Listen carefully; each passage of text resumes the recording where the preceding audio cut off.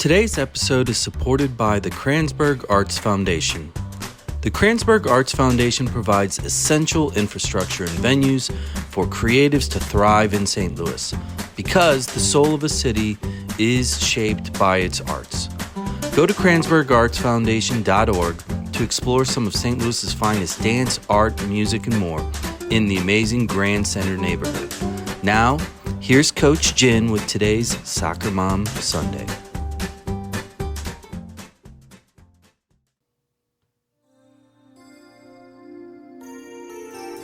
And you know, when you do this, I can't hear it when we're on an online call. So, yeah. You should be able what to. am I missing that I'll hear it when we drop the podcast? Yeah, I'll give you a clue. Bette Midler. Don't say Wind Beneath My Wings. Oh, it is. It is. It's a great song. It just was so overplayed. Do you remember? Like I said over and over. See, I knew what it was. But I figured that in honor of today's episode, Jen, knowing all things you hold true and near and dear to your heart, more so than Georgie and the four... More so than any of my children. Yes. I tossed this one on here for you today, so when you listen back, you're going to know. So how are you doing today? Yeah, because I know... Good. You know, I know you use the Soccer Dad pod side, like, you know, get some bangers or hammers. And this whole time I'm like, I know somebody who's a banger or a hammer, and it's just a matter of time. I just have to work my way there. And so I have to tell you a quick story. We do a little intro, catch up, but I wanted to ask you, JB, yes. You ever get on the Soccer Dad pod side and the mics go off and you're putting everything away, and then our wonderful guest tells you the best story, and you're like, every time. Why didn't you tell me that on the microphone? Every time. It's this kind of, you know, we always start the episodes and it's like, you go through the usual questions. Is there anything off, you know, out of bounds, or you don't want us to ask, or do you do want us to focus on? And then they always ask, well, can I cuss? It's like, that would be Ruth Harker. Ruth Harker. And I'm like, yes, absolutely. This is a purposefully rated R show. And then when we're done an hour 20 later, they're like, oh, by the way, I have this great story. I'm like, son of a bitch. Really? I know. A little late. And so I have one that I don't remember if I told you about. Remember when we recorded Stephanie Gabbard, who's kind of a local legend here in St. Louis, has done all the coaching, traveled with U.S. soccer coaching, you know, told me fun stories about almost getting kicked out of a hotel when she was playing. I'm like, that's great. She also said, do you know that I saw Michelle Akers play in St. Louis? I'm like, what? I didn't know we could see Michelle Harker play in St. Louis, since, you know, we didn't know anything about anybody. And she's like, yeah, actually, don't make me sound like a stalker, but when I watched Michelle play, she was like no other player I had ever seen. So I found out what college she went to, and then I went to that college, and then lo and behold, who is my roommate? Michelle Akers. How is that for a story? We missed it. World. We it's one of those things. We are extremely privileged. I'll start with St. Louis. You know it. Your platform, Soccer Mom Sunday. You know the guests that we have on here from our backyard. My platform on Soccer Dad Pod. The guests we have on here that all are 314ians, right? And the funny thing is when we do speak to these National Hall of Famers, these hammers, as Jared and yourself so eloquently described them as, there's always a connection somehow to one of our peers, and that's cool. That gives me a weird pride, you know, and I'm sure it does you as well. No. Well, soccer is so big, yet it's so small. Like, how many times have we've been on a parent sideline, and you're like, "Oh, this is a nice person." Wait, you took me out in the game like 10 years ago. So the other story I have, because if people, well, first of all, when they click on the link, they're going to know who it is. Because they can read their dashboard. Because they can read. Yeah, yes, that is true. Blank. But you know Ty Keogh. Ty Keogh is fun and has given me lots of great advice as a broadcaster. And one time he told me, Jen, never let the truth get in the way of a good story. And so I thought that was great. But when I told Ty that Michelle Akers is coming on the podcast, he said, I'm pulling up his text right now because he texted me this last night before. And he said, I don't know that she would remember me, but he said, great, excellent person, perfect idol, great athlete. I trained her for a week at the NW soccer camp. She was making her comeback and insisted on joining with the U19 boys group I was working with that week. He said, I take full credit for her comeback. That's awesome. Hi, Keo. Ty, so can we bring her in now? I don't want to wait. Come on. Yes. No, this is now the moment. The wind beneath your wings, Jen. Let her rip. Oh, my God. Let's go. Hi, Michelle Akers. I'm in. Yay. Let me Yes. in. Oh, my God. I want to start by thanking Ty Keogh for my career and comeback and everything about my journey on the field. Thank you, Ty. Yeah. He's the best. Do you remember him as a coach at all? Do you remember that time training? I don't remember him as a coach, but I remember that experience, and I remember insisting on training, and that is so cool. And of course, Ty, of course, who doesn't know him, right? He's a legend as well. Gosh, that is so cool. Very cool. Yeah. Right? It's such it's a world sport, but unlike my peers who tease me on my radio station, like, sorry, Jen, we're busy with Cardinal baseball. I'm like, hey, I love some Cardinal baseball. I used to cut the highlights. I'm sorry, guys. I'm busy with a world sport. The world plays my sport. Thank you. Yeah. 27 million people watch the World Series. Well, 2.8 billion watch the World Cup finals, Incredible. It's apples and oranges. So, Michelle, thank you very much for joining us. I'm going to take a second and just say a few words because Jen has been really spearheading the curation of this show. When I reached out to her, I'm like, hey, over here on the soccer dad side, there's something going on. We obviously have a lot of people in the backyard that like all the subject matter that we touch on, from youth, the early development up to the Josh Sargents of the world. And then going back in time, we're able to talk to the Al Tros and the Ty Keoghs, et cetera, and filling in all the gaps. And I'm like, I really think that the woman's voice, the women's stories, not only here, but obviously expanded outside of St. Louis, it's just underserved. Let's do this. Let's have some fun. Let's lead this way. And from day one, she's like, I've got my wish list. And I believe you were both 1A, 1B, number 2, and 3. So I just want to get that out first. That's awesome. If you leave here with nothing else, just know that Jen looks highly upon you. Thank you. I'm a nerd. Thank you. Go ahead, Jen. Oh my Go ahead. gosh. Yeah, so it was. I think I put this in the email. So Ruthie was so great to connect us on email, and at the time, I believe she had done and you had recorded with the Flame Bearers podcast with Jamie Middleman, who we also had on. So I'm like, this is an awesome podcast. So we reached out and we had Jamie on, and it's been fun following her work and highlighting the 85ers there. And then you go fast forward, I think, it was almost a year ago, JB. We talked to Jamie maybe 6 or 8 months ago, something like that. And I find myself with Ruth at the U.S. Women's National Team game in Texas, then at the gala, looking around, doing a fireball shot with Roosevelt's mom, who's a boss with that. I cannot Damn, hang. I missed that. I missed that shot. I wish I had been there. Is that your beverage du jour? Because it's not mine. I was like, hot. That's No. hot.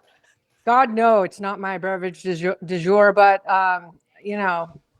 to do that with Rose's mom, are you kidding me? I would do that in a second. How fun is that? Right? Well, let's get the hard-hitting questions out of the way then. You kind of alluded to it. What is your beverage du jour these days? Tequila. There we go. There, Tequila. There you go. But do you put training wheels all around the glass? You know, that salt and lime, or do you just nice Can and do clean? it either way. The shot. Love it. A little lime is good with it. Or the strong margarita. Like one of my friends in Georgia, she was a bartender and showed me how to make the best margarita. And so I haven't gone back since then. And everywhere I go, no one's matched it yet. So There we go. that margarita. I love it. Everybody tuned in. They're like, "Oh my god, I can't wait to hear about the first World Cup." And here we are talking about tequila. I mean, that's how we roll on Soccer Mom Sunday. Tequila, Taikio. GB, Rose you Lavelle's guys- mom. Rose Right. Lavelle's mom, who I cannot hang with.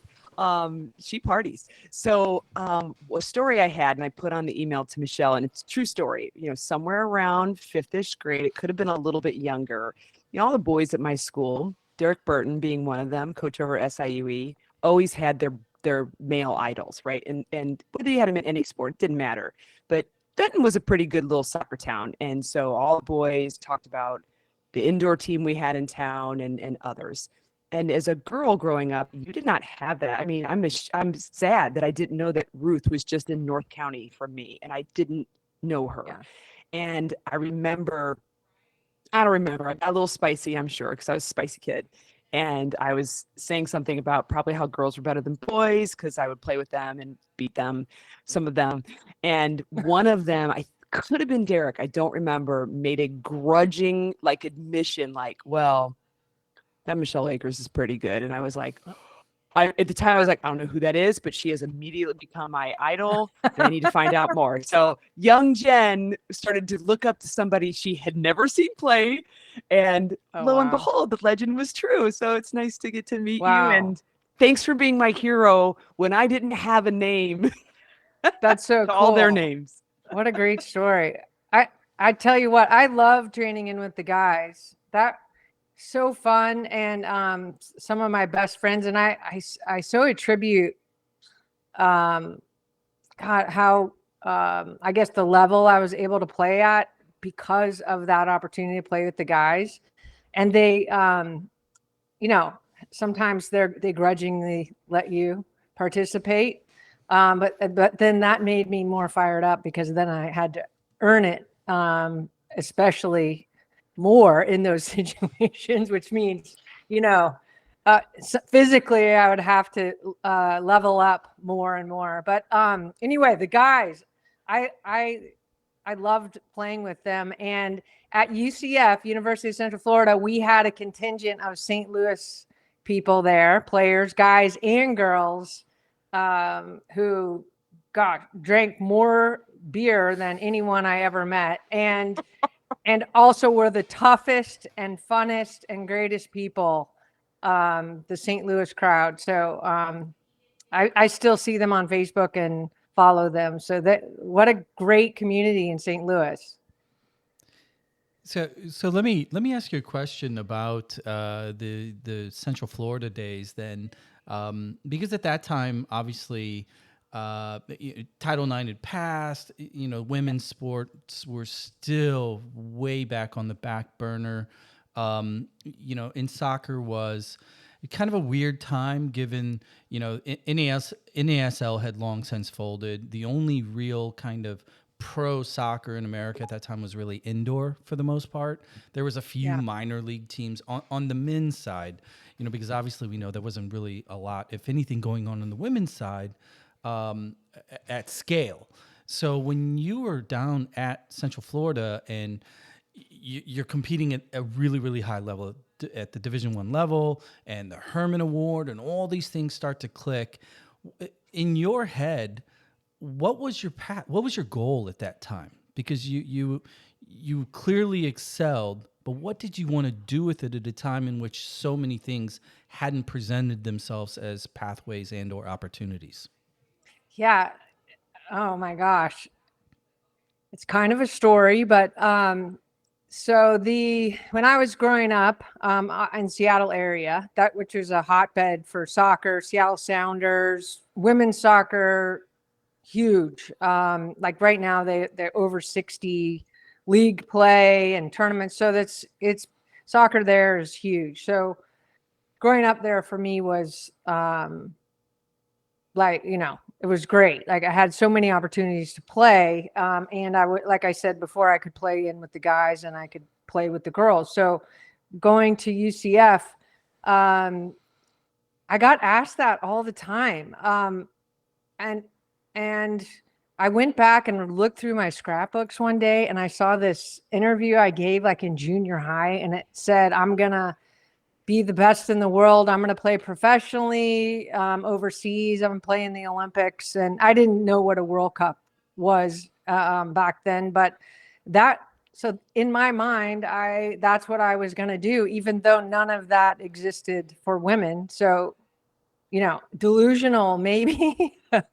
And my dad discouraged me so many times. Michelle, there's nothing for you. Soccer will not love you back. And I was just, I had this kind of like a knowing inside me that I had done these things. Like I felt like I had already done it. So when I was going to UCF there, it was just a continuum of what I would be doing next. Of course, there would be the Olympics and professional. And the fact that there was nothing while I was playing didn't bother me. And then national team started in 85. So, and I didn't even know what a national team was. I was like, oh, going to this tournament in Italy and, playing for the USA. Had no clue what that was about. But so I trained in with the Orlando Lions, which was a semi-pro, barely semi-pro team during their tryouts, just so I could play at a higher level. Just to do the tryouts. And I made the team, but they were like, we don't know what to do with you. There's no locker room. So thanks for coming. You can come and train with us. So it just was this no man's land with me fully living out my embedded delusions, I guess. So, and it happened, it just one thing after the next. So in 85, I was it was the end of my freshman year, and then the national team started. So then from then on, there was this limited national team schedule where I met the Ruth Harker at goalkeeper, and then it kind of kept going, and then I ended up playing professionally in Sweden, and suddenly there's World Cup and Olympics, and there you go. Oh, wow. Do you have, by the way, a Ruth Harker story? I texted her and she said, enjoy her. She is smart, funny, compassionate. She's a beautiful human. And I said, any stories? She said, Lord help us. Yeah. God help us. So maybe no. That's a saying.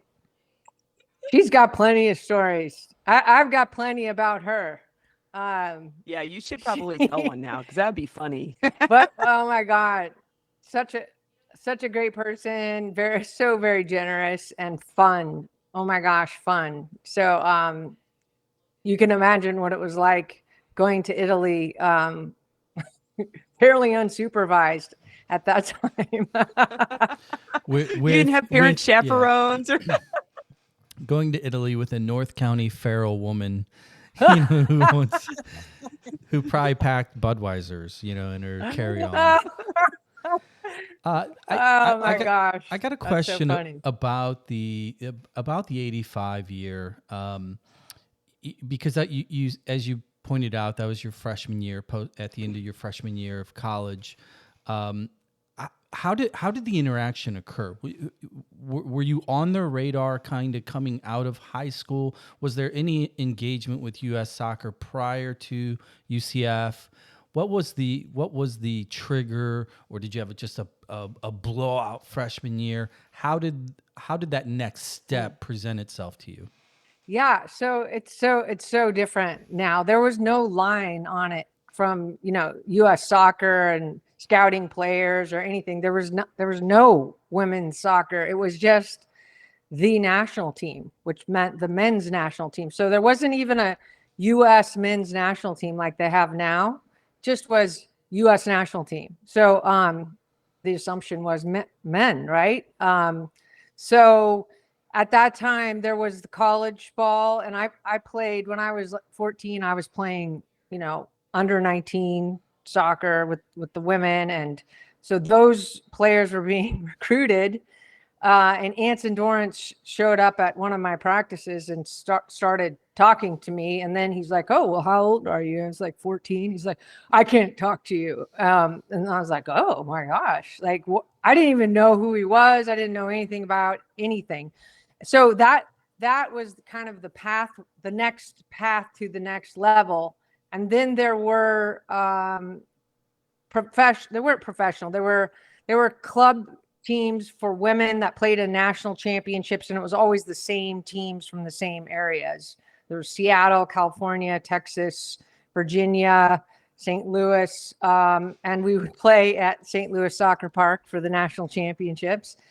So I played on those women's teams as a youngster, kind of as a ringer, and then and so that was the next level. Okay, and then they started adding in these Olympic sports festival events, which were in between Olympics, and it was for athletes to prepare and compete against each other internally in their own region. So east, west, north, south. And that on one of those tournaments was suddenly this announcement that, hey, we've chosen this team or these group of people to go try out for the U.S. women's national team in Long Island, New York. Well, I was like, well, great. I thought, oh, good, I'll go to Italy. This is going to be so fun. So that's kind of how it went. And before that, it was just these paper teams, which I'm sure they just picked up from the All-American lists that were out there. McDonald's All-American, those old lists. Oh my God. Right? I don't even know how I got that came out of my brain from the recesses back there. But so there was just that one tournament in 85, and then then there was another one. Then they changed the coach. So Mike Ryan was the first coach, then Anson was the second coach starting in 86. And then Anson's whole thing was, we are going to be the best in the world. And here is this guy, just as delusional as I was, and saying we are going to be the best team in the world. And meanwhile, we have to buy our own cleats. We get $10 a day per diem. We have an extremely limited schedule. No World Cups. No. And I think you can only play 80 minutes too, right? Wasn't it like women can only play 80 minutes? Something that like was that first World Cup. Okay. We played 90 minutes in the regular games, friendlies and tournaments. But for that World Cup, FIFA said, oh, God help us. We can't, those women can't run for 90 minutes. Let's cut off those 10 minutes. But hey, let's just make them play every other day.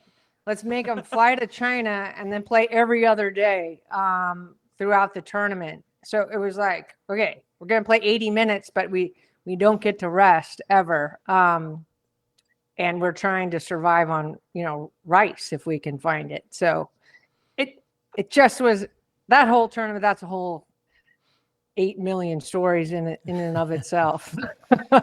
So you're saying we get a part 2? Yes. Yeah, there we go. Yes. We should clever. just, very, very clever. Well, you know what we should do? We should just do an episode dedicated to each World Cup, each Olympic, and we can get all those stories. Oh my gosh. So, God. So the fact that you're nodding your head and nobody can see this means that we have a yes. So anyway. No, what's funny about that soccer park story, though? Sorry to cut you off, JB. I know it's hard on the online thing. Is that's where Stephanie Gabbert said she saw you play. She's like, I saw her at soccer park, and I remember being like, wait a second. Like, I've seen a lot of, she's like, I play a lot of good soccer players, but Michelle was on a whole nother level, just how she played the game, what she did, and she's like, I just knew as a player I had to follow that, and that was really cool to hear of that. Well, St. Louis Soccer Park, that was like the premier facility, it was, I'm playing on that stadium field, and the facility there, nice grass, lights. It just, the huge that's the part of town I grew Budweiser up in. banner. yes, Yeah. yes, yeah, right. That's why all the players drink beer.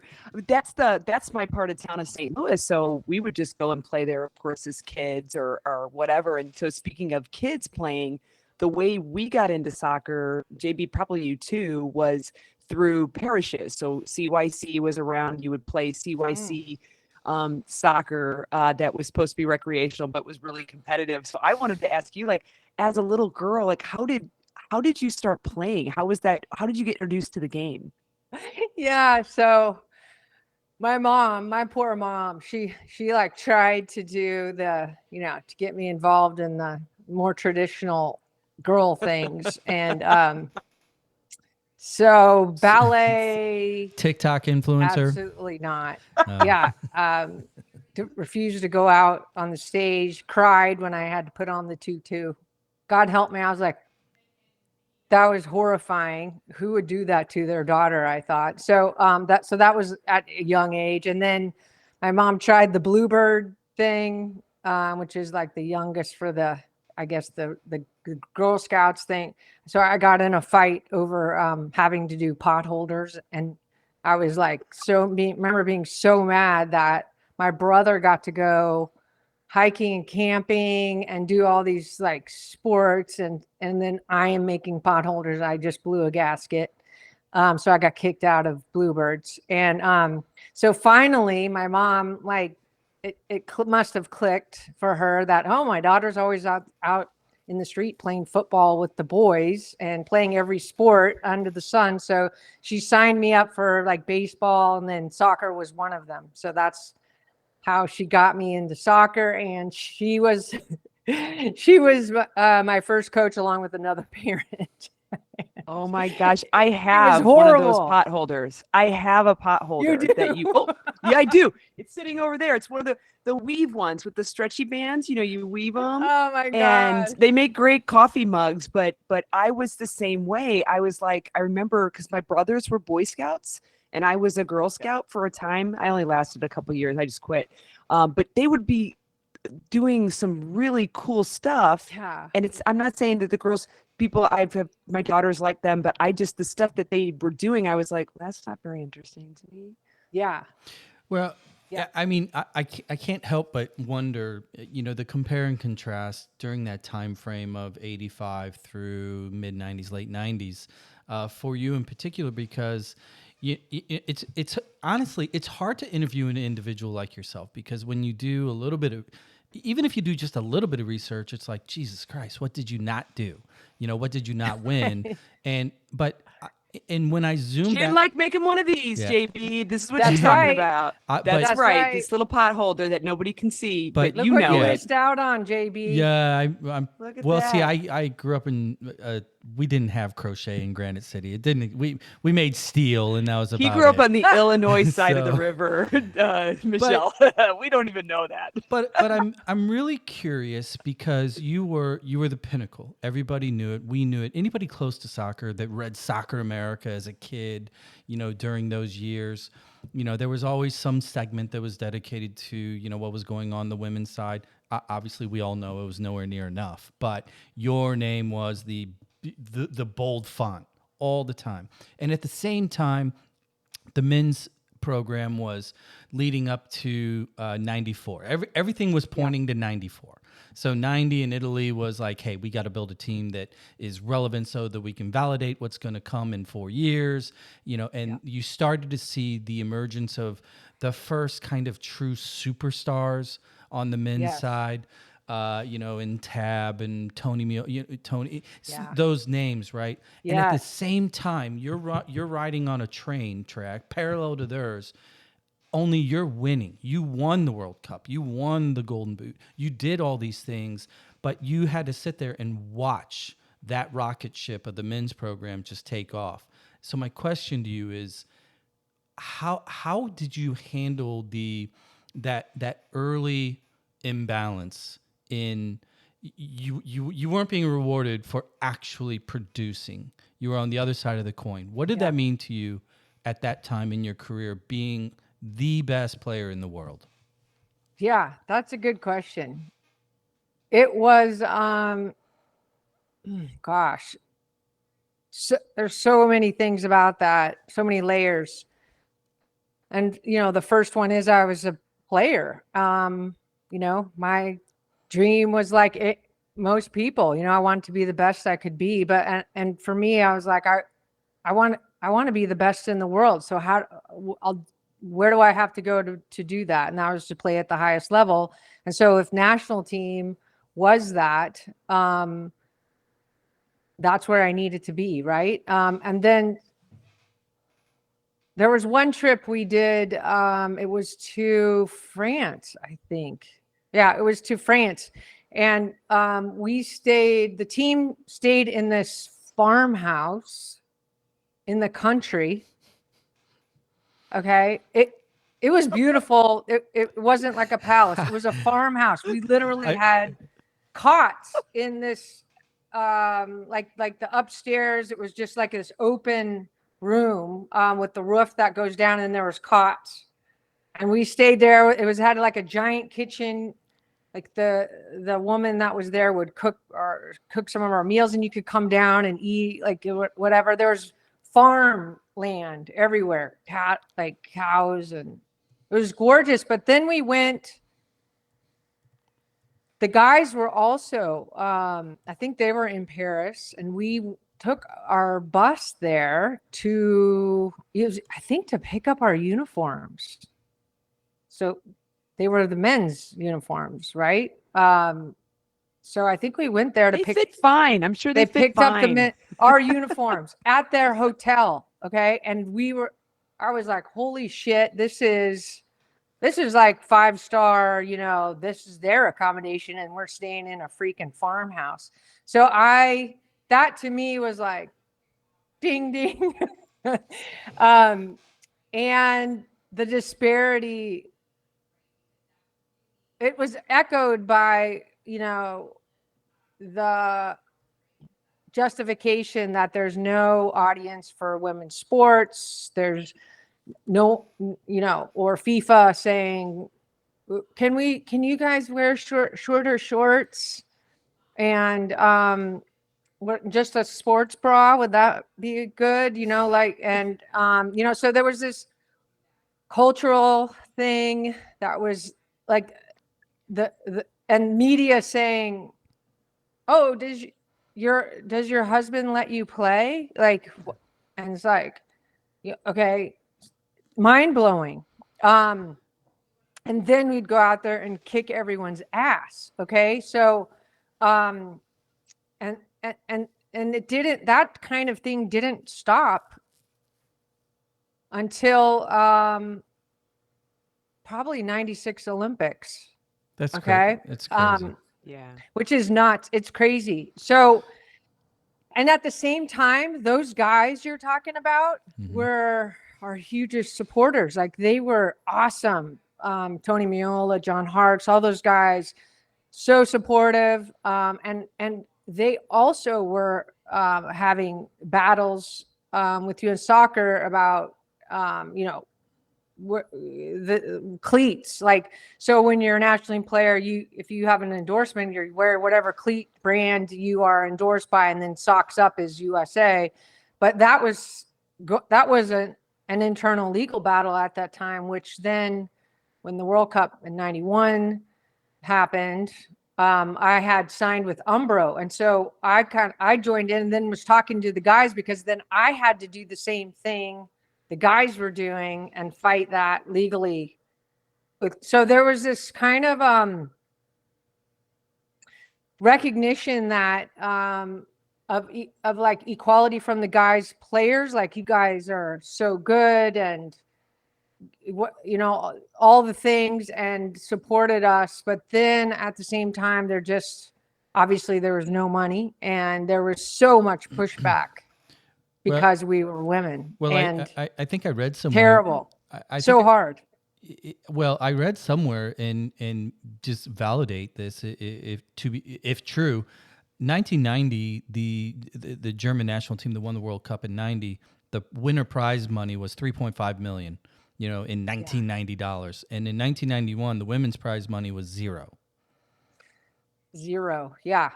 I know. And see, we didn't, the thing is, we didn't, it's kind of interesting because as being in the first there, especially for that, like it was the first ever Women's World Cup. And really it was a test run for FIFA to see if it was an actual marketable event and not an embarrassment to FIFA.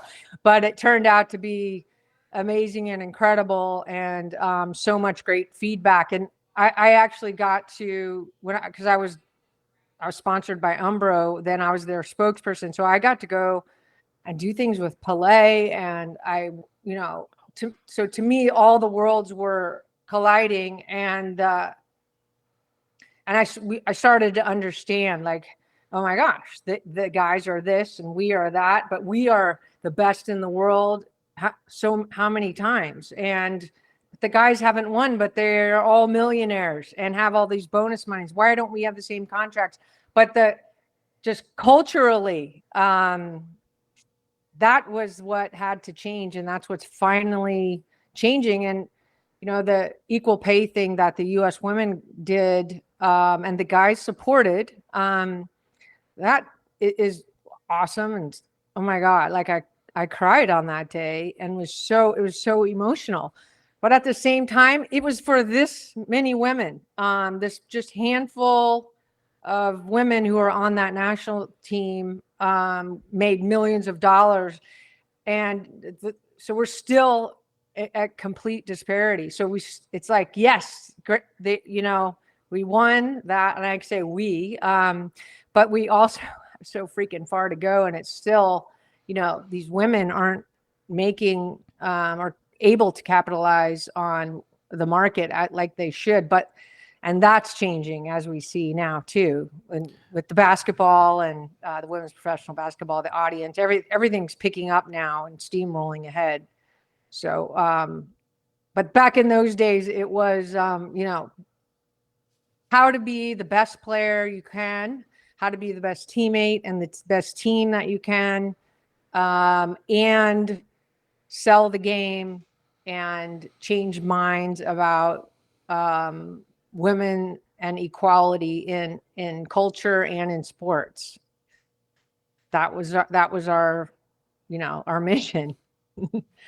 So that was fast forward then, really fast forward, because it's been a long time. I mean, it's not like title. I worked on a panel at the Missouri Historical Museum, and Lori Kolupny was on it, which was awesome. Yeah. And just did it. I put these cones down. I've used soccer cones because I wanted the audience to see, like, this is how long the game is in the US. So I've got my hands right across the street. And then this is how long the women's game has been going on. Like, how much has been done in a finite, really shorter period of time. So much still yet to go, of course. Yeah. Was that so cool for you at KC, though? Sorry, JB. Yes. We're talking about JB does not live. Kansas City and St. Louis have a rivalry. No. They have a women's team, JB. No, we have a dislike. A rivalry implies there's competitiveness.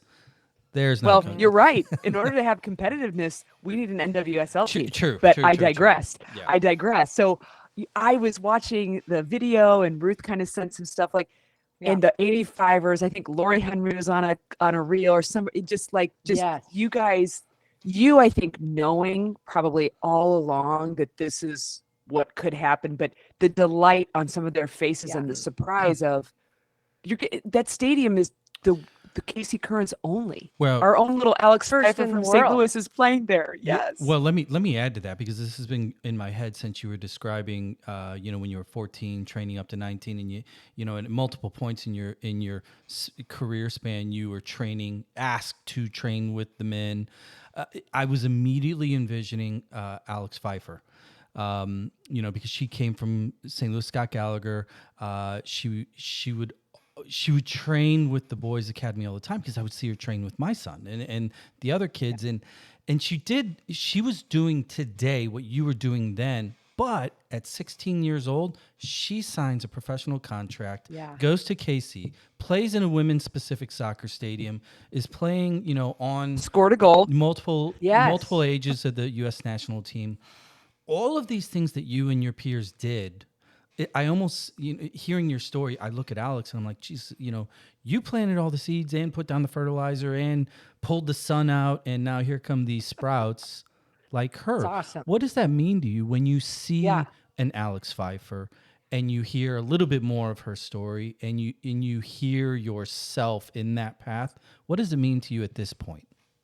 Yeah, it's funny that Kansas City, what is it called? I always get dyslexia on the CPKC Stadium, right? First in the world dedicated to women's sports, women's soccer, first in the freaking world.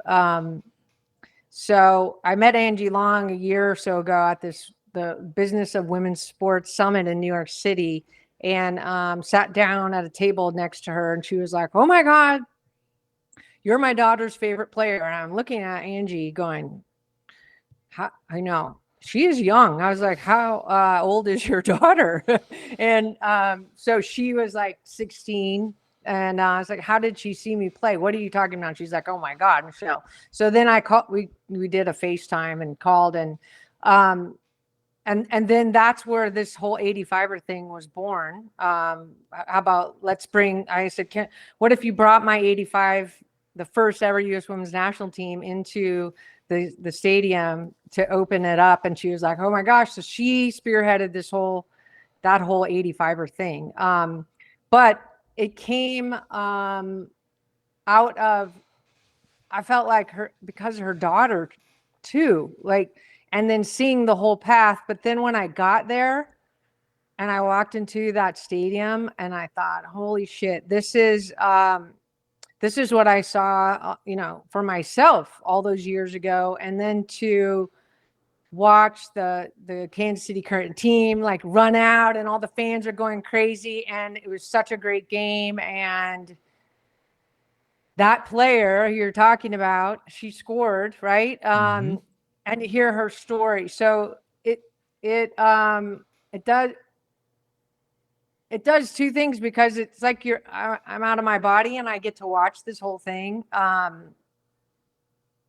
which changes everything. That changed everything around the world, because that now is the standard.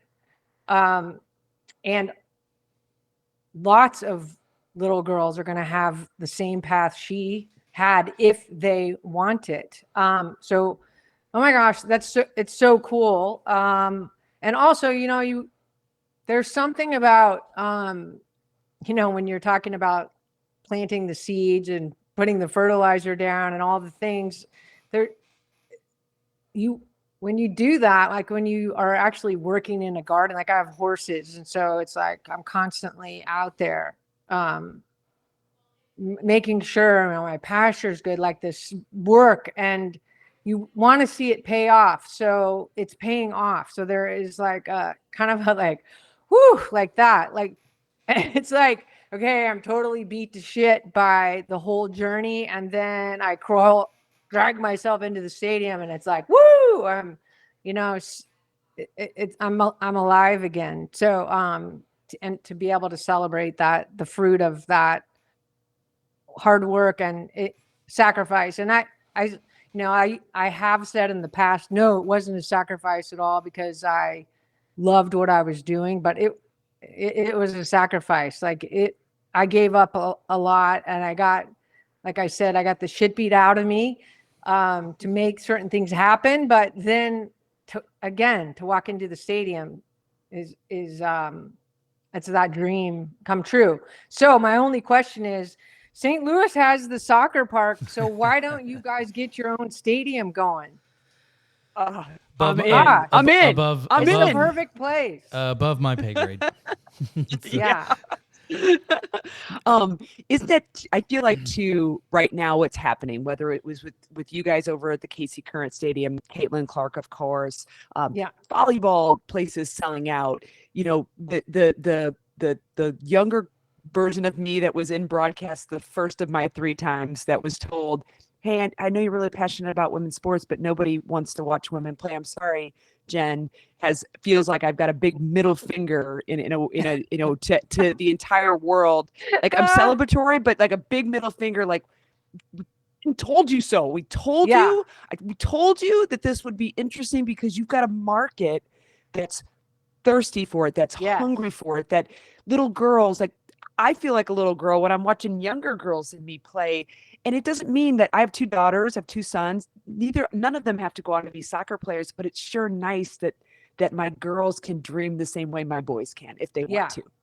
Absolutely. Yeah. And, it's like, at that Business of Women's Sports Summit I talked about in New York City, Alex Ohanian was there, and he was saying, look, now's the time to invest. And if you don't invest today, the price is going to go up tomorrow. And he said that last year, and look at it now. And Michelle Kang, the work that she is doing around the world, and, raising the standard by investing in women's soccer. And then my teammates, Brandy Chastain, got Julie Foudy, Mia Hamm, all those collective voices from past, but now Rapinoe, like so many voices and so much work. And if you look at it, like on the field, they had to produce. So they had to win World Cups to make this happen. And at that, like the standard is so crazy for women, but now it's paying off, and hopefully we will continue to win. But now the standard is so much higher and across the board for the industry, but culture too. So I love like Caitlin Clark. Oh my gosh. Dawn Staley, just these powerful people who've done amazing things consistently over the course of decades, or they're just coming into their own, and it's really it's adding to the tsunami that's there that Alex Ohanian's talking about. I think isn't he married to Serena Williams? Yeah. Who I think recently was quoted as like, if it comes to being the greatest female tennis player of all time, I'll just go with greatest player of all time. I'm like, oh, I like her. Well, let's talk soccer real quick. And you used the term tsunami a second ago, and I'm wondering what your take is as it applies to so many of these other national team programs that have quickly closed the gap between your generation and how much of a lead and dominance you guys presented on the field to today. So when you look at Japan, when you look at Spain, when you look at England. Two questions. One, how impressed are you with the quality of the game, coming out of nations that realistically 25, 30 years ago, women weren't even allowed to play, let alone have a national team. And then compare and contrast that with today's batch of U.S. national team players, the benefits that they have from training and facility, et cetera. Yeah. And in that parity, what are you seeing going on right now? Yeah, the last World Cup, there was so much about it to talk about. First of all, what an exciting World Cup, and the level of play was amazing. The stories of all the teams, Spain, like these different teams rising up, that have been doing that at the youth level all along, by the way. And then the U.S., we struggled, but why? And then all the controversy around the why which was crazy. And also the disparity between, why the guys struggle and then why those women struggled in that last World Cup. Some of it was like, oh, because they were doing too much social media and sponsorship things. And I was like, no, that's bullshit, because the guys do all that too. So don't blame it on that. Like it's like what was going on internally in that team. It just, they weren't able to compete. And they were disjointed on the field and they didn't perform. And the other countries were, wow, like they raised the bar impressive. Again. So what I think is exciting is we got a new women's coach coming, and her I think philosophy and experience and strength is going to be great for our women's team. Have you met Emma yet? No, I haven't met her. I am a huge fan though. I love her. She's a badass. I hear she's a strong. badass. Well, Yes. she just about tackled the Arsenal coach the other day. Everybody's seen the video. I love that. I mean, I love that. You know, that little bit Yeah. of piss and vinegar, like, there's a point in which you can cross, or a line you can cross. But if you care that much, yes, I want a coach like that. Yes. That reminded me of Tony DeCicco. I miss him so much, but I loved him because he was so passionate. Like, he would be pissed at us when we didn't play well, we were screwing around in practice. He would be like, come on, you'd be so mad. He and I got in arguments, like literally face to face, yelling at each other, arguments, because he didn't want to play me because he wanted to save me for a more important game, which was wise. But I was like, what the hell, Tony? Arguing, swearing at each other, and then later it was like, oh my gosh, that was hilarious.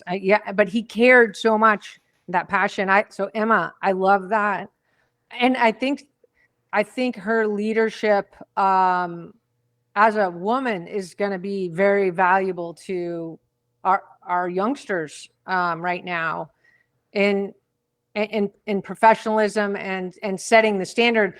And then, like, what the other countries are doing, that's what she brings to the table. Like, she sees it all. She built it there.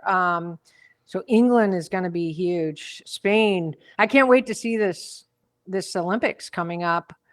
And of course, I'm going to be cheering for my USA. And I want us to win. It's going to be hard though, but I think that makes it better.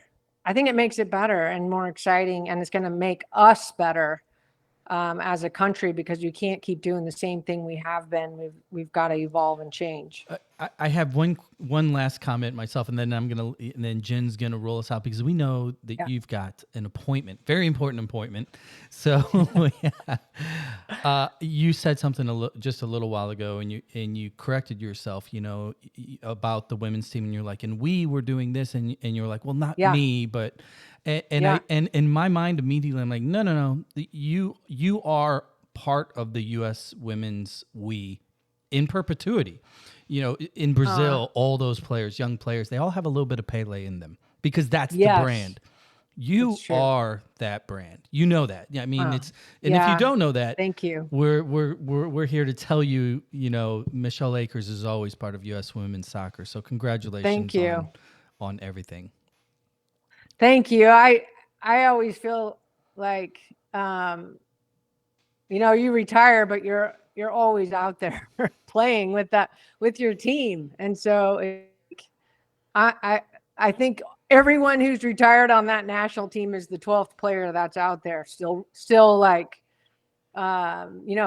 holding people up and helping them cover for defense and track, and then get in the box to score. Like, I feel like every single USA player is out there and says we about the team. So thanks for saying that. I appreciate it. You're welcome. Go ahead, Jen. I love that. So and I feel like I've got a million. We could talk so much more, but maybe in person sometimes with the beverages. Right.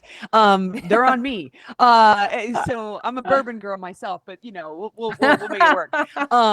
But just also it was awesome listening to Jamie Middleman's, because she does a lot of great highlighting around. Like, I listened to Becky from her, and talked to her partner, and then I got to hear from your son a little bit, which was so great, because you're just mom, right? You're just mom, and here he is, and now it's like, not to me. I would argue, I would be like, she's not just your mom; she is way more than that.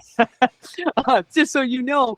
But I wanted to give you a second to talk about him, and also your horse rescue, which I know you're super passionate about. Like, what makes one stop soccer and be like, I'm gonna rescue some horses? Oh my gosh. Well, I was the soccer dream. Well, actually, the horse dream came first. Then the Pittsburgh Steeler dream was second. And then the soccer dream was third. So when I retired from playing, I was like, could not wait to be like a cowgirl and have my horses.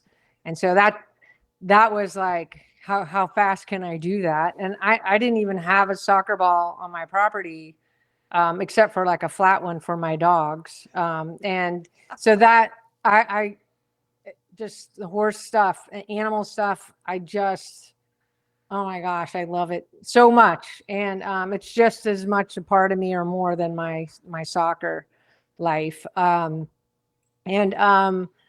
thanks for asking me about that. And Jamie, I met her through another project and then invited her to come to our 85er reunion to do some stuff together, because I was wanting to do this thing with Angie Long at Casey Current.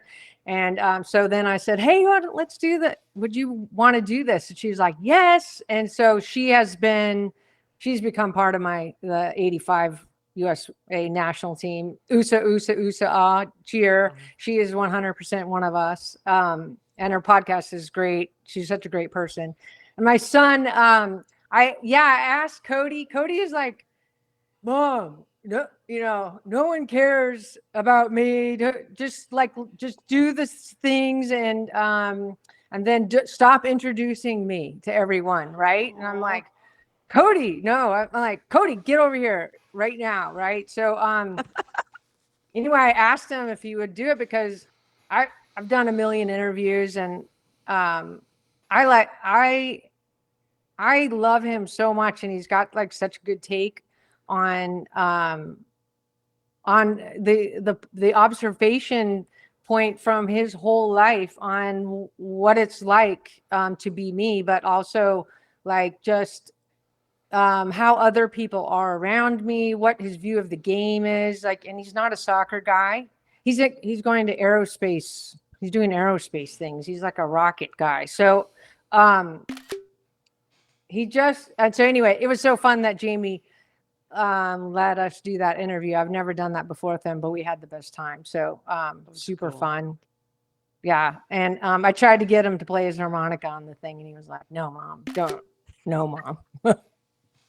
Stop embarrassing that sounds normal. Funny. Well, yeah. Excuse me, Michelle. This was just an incredible pleasure.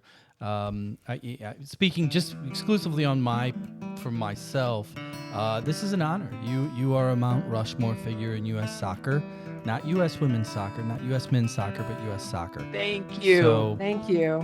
Congratulations on everything, and hopefully we stay in touch. And the next time you pass through the Lou, you got to be sure to reach out. We'll have a little powwow offsite. Sounds good. I'm in. Save me a seat. Thanks, Michelle. Thank you.